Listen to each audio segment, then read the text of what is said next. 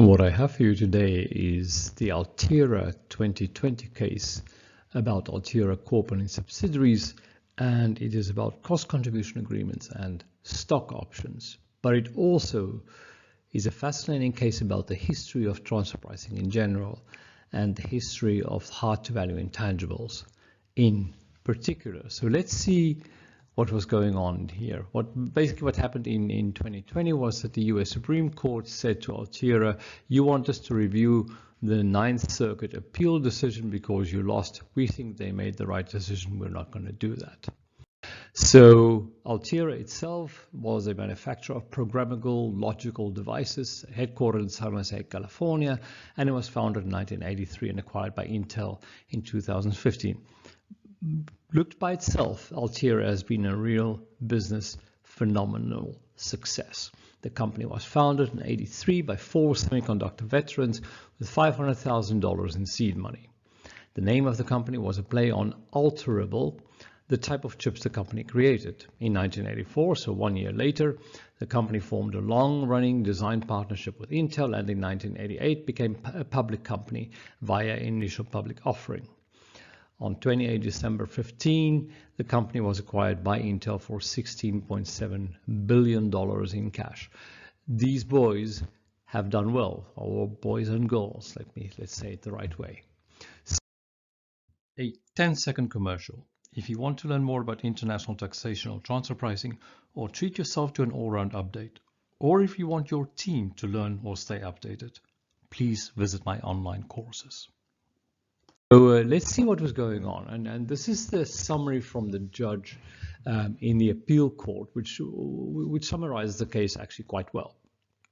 Although the case appears complex, and it is, we will look at that, the dispute between the department and the Treasury and the taxpayer is relatively straightforward. The parties agree that under the governing tax statute, the arm's length standard applies, but they disagree how the standard may be met. The taxpayer argues that Treasury must employ a comparability analysis. Treasury disagrees that the arm's length standard requires a specific comparability method in all cases. Instead, the standard generally requires that Treasury reaches an arm's length result. With respect to the transactions at issue here, the governing statute allowed Treasury to apply a purely internal method of allocation, distributing the cost of employee stock options in proportion to the income enjoyed by each related taxpayer. Now, those of you who follow the transfer pricing course will be able to look at the history of cost contribution agreements, and will also be able to see more detail about how these things work in general. I'll say something about it a little later in this video as well. Our task, the judge says, is not to assess the wisdom of either approach, but rather to examine whether Treasury's regulations are permitted under the statute. We conclude that the regulations withstand scrutiny. Now, there's a lot of US-specific aspects in this case, about when you can change policy and how you need to publish policy. We're not going to talk about that in detail because those are US-specific rules, not general TP rules. But we are going to talk about this difference between the comparability method and an internal method, right? Which basically refers to cost contributions and the fact that you split the cost according to the expected benefit. Now, one thing that I've learned many years ago is that when Americans talk about tax and when Europeans talk about tax, they use the same words, but they don't always mean the same thing. And specifically with regard to the comparability method here, I'm going to cross my fingers and say we may not be talking about exactly the same thing, but we'll look at this toward the end of the video and look into that in more detail. For now, I want to focus on the facts. Okay, so petitioner develops, manufactures, markets, and sells programmable logic devices. Altera US and Altera International entered into concurrent agreements, okay, in 1977, a master technology license agreement and a technology research and development agreement, cost sharing agreement. So if we look at what happened here, you had Altera Corp US, you incorporated a Cayman Island company called Altera International. And what the US wanted to do is it wanted to move all its Canadian and US sales to the Cayman Island entity, with the purpose of paying a lot less tax, right? So it first made a technology license agreement, because if it took the intangibles that it had and sold it to Altera, it were in the Cayman, I will call that CACO, it would have gone probably bankrupt, I don't know, because that was worth a lot. It could have, of course, underestimated the value of its intangibles, but it was better to license it to Altera International, because in that way, if anything went wrong, you pay as you go. You don't pay all the taxes up front. And then it also had this cost contribution agreement. And the cost contribution agreement basically says, let us develop this technology that we have further, and we will split the cost, and we'll split the cost according to the benefits that we get from this developed technology. Right now, there's only one problem, and that is that the Cayman is not known for its very large IT research institutes. Altera Cayman probably had 2 bookkeepers as employees. So the only thing CACO really realistically could contribute was a whole bunch of cash, which it probably got from Altera Corp in the US as capital in the first place. So it makes the whole structure, as you can see, pretty circular, right? Some food for thought: by moving its international sales to CACO, Altera potentially reduced its tax rate on those sales from 35%, which was the US nominal tax rate at the time, to much less than 10%, typically around 5% maybe in the countries where the products got sold by LRDs, limited risk distributors, and then 0.5% or 1% on the way up from these distributors through various royalty structures, etc., up to CACO. And then something else to think about is, this case is from the US tax court, decided in 2015. Remember, something else that ended in 2015 was BEPS, and there was the writing in Action 8 to 10 on hard to value intangibles, right? So while the US government was providing input into the OECD BEPS HTVI text, it was also litigating Altera, and has already lost another case, which we'll look at in the coming weeks, Xilinx 2, before the same US Ninth Court, of appeal, Ninth Circuit Appeals Court. And one cannot but help but think that as the US was writing its input to the HTVI chapter in the transfer pricing guidelines, it probably also very much had the Altera case in mind. It's not a good or a bad thing. I think that's just reality. Before we go, I just want to draw your attention to the last paragraph in the center text. In exchange for the rights granted under the Technology License Agreement, Altera International paid royalties to Altera US in each year. As of 31 December 2003, Altera International owned a fully paid up license to use the pre-cost sharing intangible property on its territory.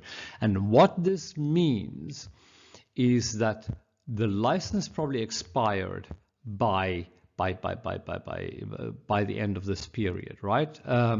Which meant that the technology gets older, right? So you pay a lot of license fees in the beginning from 1997 when you acquire the license to use this, but the technology by 2003 was 6 years old, and in IT world and chip development, technology expires very quickly. So in that regard, Altera International, CACO, seems to not have paid any more license fees after 2003, which meant they now only made payments under the cost contribution agreement.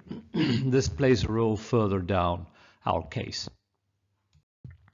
So let us look at some numbers and what was going on here. So Altera, pursuant to the R&D cost agreement, International made the following cost sharing payments. Okay, so Altera US said, okay, I researched for X amount, you need to pay 129 million of that in 2004, 160 million of that in 2005, etc., etc. Right now, if we look at sales by geography, and remember the deal between Altera and CACO was that CACO gets all the non-North American sales, right? And then if you look at this table, sales by geography, the volatile table is geographic location, and sales by geography were as follows. You can see North America was 22% in 2007, 24 in 2006, and 25 in 2005. So basically, Keiko got 75% of the global sales income of Altera. So that went from 35% to almost 0, or in any case way below 10, because our assumptions are the benefits between US and Keiko would be split according to NAM sales and the rest of the world. That was what the contract said. If you split the benefits that way, it's 25-75. If you then split the cost to be in agreement with the benefit, which you must do under a cost contribution agreement, it means that US would have paid 25% of all the R&D costs, and Keiko must pay 75%, even though Keiko contributes with 0% of the people, which after BEPS was not possible anymore, but we're talking about 2004 to 2007.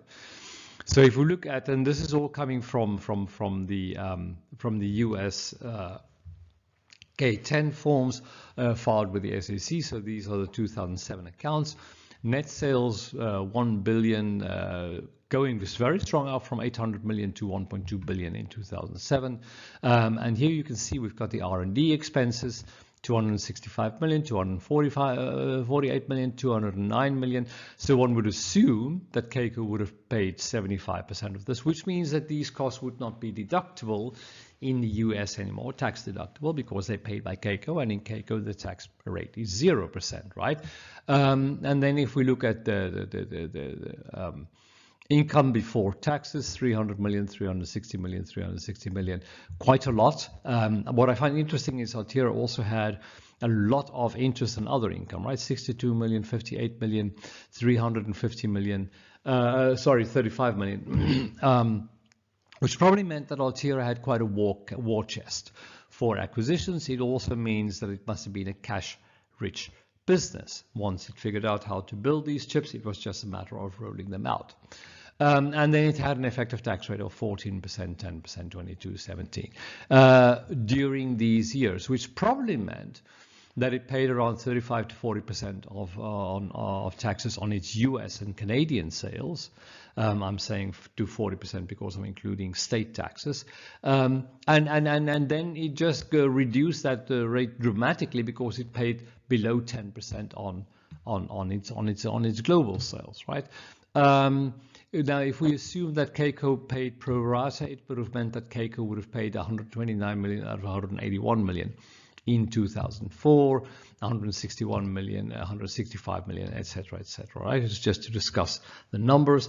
And then if we look at the adjustments made by the IRS, respondent mailed timely notice of deficiency to petitioner for 2004 to 2007. The notice of deficiency allocated income from Altera International to the US by increasing Altera International's cost-sharing payments, and that increased by 25 million, 23 million, 17 and 15 million. So what IRS said was you, Keiko, did not pay as much as you should have paid in all these R&D costs, right? You think we should have paid at least 24, almost 25 million more in 2004, etc., etc. And then the question is, what did Altera Keiko not pay? And the issue is, the more cost Altera kept in the US, the more tax it saved. We just looked at that, right? So you can deduct it at 35% in the US, or you can deduct it at 0 in Cayman. And what Altera specifically did is said, we give a lot of stock options to our employees, and the cost of those stock options we're not going to allocate to Keiko because third parties do not do that. And then the IRS came in and said, well, then we will apply the hard to value intangible rules, or the commensurate with income rules, as it was called in the US, or super royalties, as it was called, to the transaction, right? The interesting thing was that they did not apply it to the license agreement, which the name super royalty would assume, but they applied it to the to the cost contribution agreement. And as we saw before, that was probably because the license agreement effectively expired in 2003. This is my guess. I'm not 100% sure, but I think that's why they went for the more difficult route of applying the HTBI rules to the cost contribution agreement. So let's look why this was a problem.